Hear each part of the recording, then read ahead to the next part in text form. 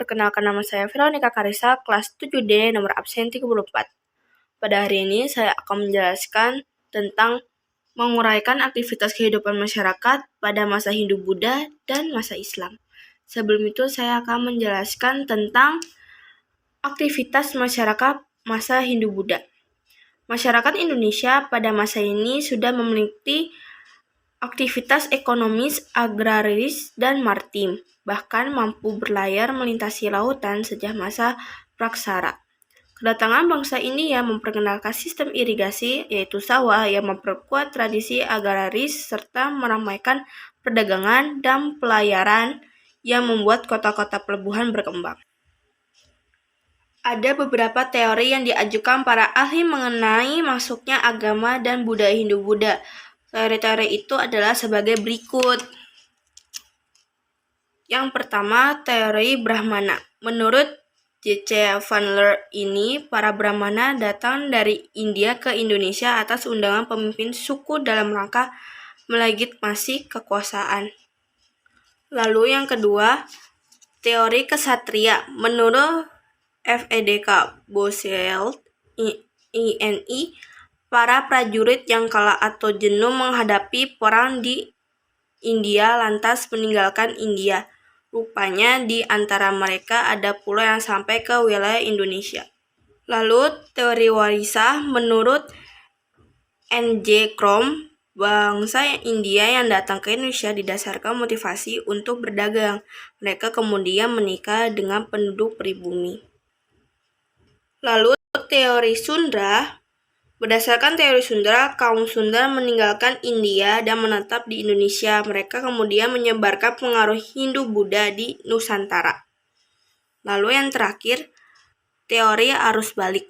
Menurut 6 Theodes, bangsa Indonesia berunjuk ke India untuk mempelajari agama Hindu-Buddha. Sekembalinya dari India, mereka membawa pengetahuan tentang agama dan kebudayaan. Sering pesatnya pengaruh Hindu-Buddha, kerajaan-kerajaan bercorak Hindu-Buddha muncul di sekitar daerah pelabuhan atau sungai. Kerajaan-kerajaan tersebut antara lain Kerajaan Kutai, Tarumanagara, Sriwijaya, Mataram Kuno, Singasari, dan Majapahit. Contoh penjelasannya.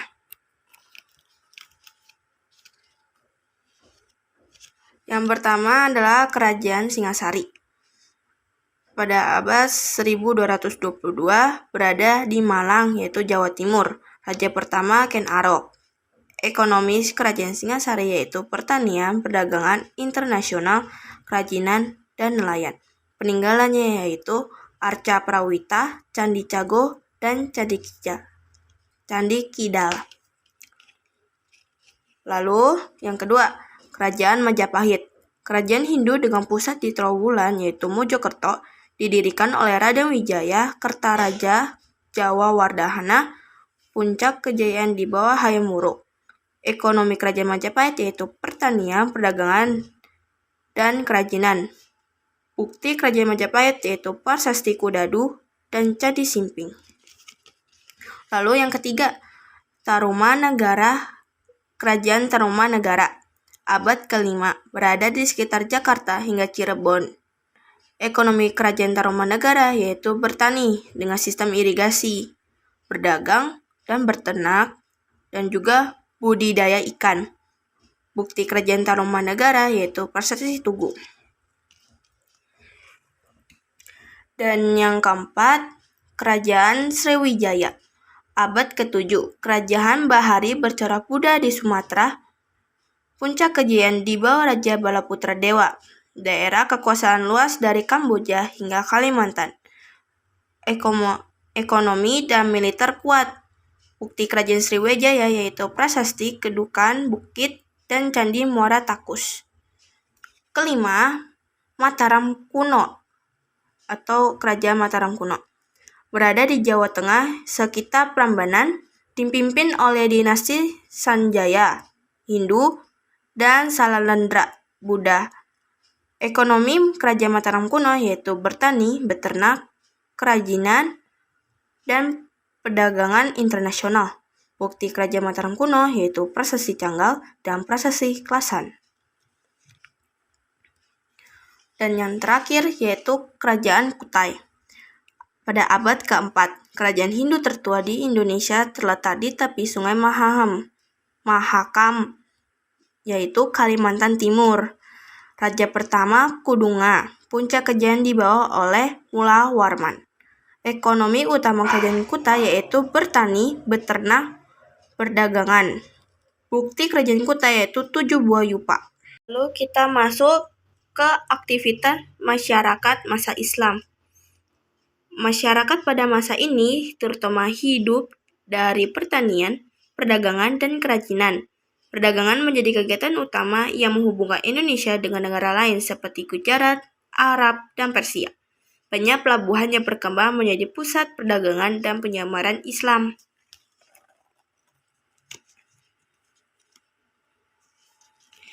Islam masuk ke Indonesia sejak abad ke-7. Berkembang pesat pada abad ke-13 adalah 3 teori masuknya, yaitu teori Gujarat, teori Makkah, teori Persia. Penyebaran dilakukan dengan damai melalui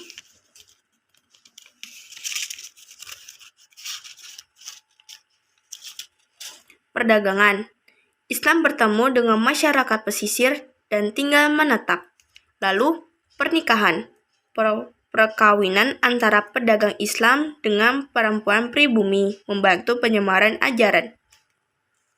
Tasawuf, ajaran yang mudah dipahami oleh masyarakat yang dulu mengenal Hindu-Buddha dengan tokoh seperti Hamzan, Fansuri, Sunan Bonang. Lalu dakwah, para Awli Songo menyebarkan Islam dengan cara berdakwah langsung. Dan yang terakhir, kesenian melalui wayang gamelan dan gending yang mengandung ajaran Islam. Selain itu, ada juga kerajaan yang memiliki cara maritim agraris. Beberapa kerajaan Islam di Indonesia adalah sebagai berikut.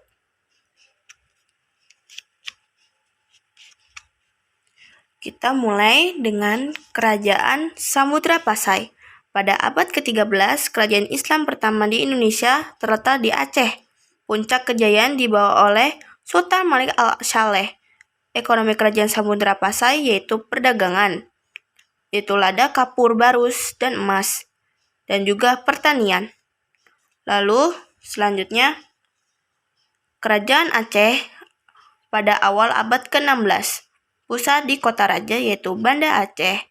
Ekonomi utama kerajaan Aceh yaitu pertanian, lada, dan perdagangan. Menjadi pelabuhan transit setelah Selat Malaka dikuasai Portugis. Lalu Kerajaan Demak. Pada akhir abad ke-15, kerajaan Islam pertama di Jawa didirikan oleh Raden Patah. Pusat di Bintaro dekat Demak. Kerajaan Demak ekonominya yaitu pertanian, beras, pelabuhan transit, hubungan dagang dengan Malaka dan Makassar. Peninggalan kerajaan Demak yaitu Masjid Agung Demak. Selanjutnya, Kerajaan Banten. Berdiri setelah hubungan dengan Demak. Puncak kejayaan di bawah Hasanuddin dan Sultan Ageng Tritayasa. Kerajaan Banten ekonominya yaitu penghasil beras dan lada, pusat perdagangan melalui Selat Sunda. Lalu, Kerajaan Mataram Islam pada abad ke-16. Pusat di kota gede yaitu Yogyakarta. Raja pertama Panembahan Senopati. Puncak kejayaan di bawah Sultan Agung. Wilayah meliputi sebagian besar Jawa. Pada 1755 pecah menjadi Kesultanan Yogyakarta dan Kesuhunan Surakarta. Kerajaan Mataram Islam ekonominya yaitu pertanian, perdagangan, daerah pesisir yaitu nelayan dan pedagang. Lalu Kerajaan Gowa dan Talok berada di Sulawesi Selatan. Setelah bersatu pusatnya di Makassar. Kerajaan Gowa dan Talok ekonomi utamanya yaitu perdagangan dengan kontrol daerah subur untuk kebutuhan pangan dan ekspor. Puncak di bawah Sultan Hasanuddin yaitu si ayam jantan dari timur. Kemudian ada perjanjian Bongaya dengan Belanda pada 1667. Dan yang terakhir yaitu Kerajaan Ternate dan Tidore. Berada di Kepulauan Maluku, dikenal sebagai Kepulauan Rempah-Rempah. Didirikan pada abad ke-13. Islam masuk pada abad ke-14. Kerajaan Ternate dan Tidore ekonominya yaitu pertanian dan perdagangan rempah-rempah.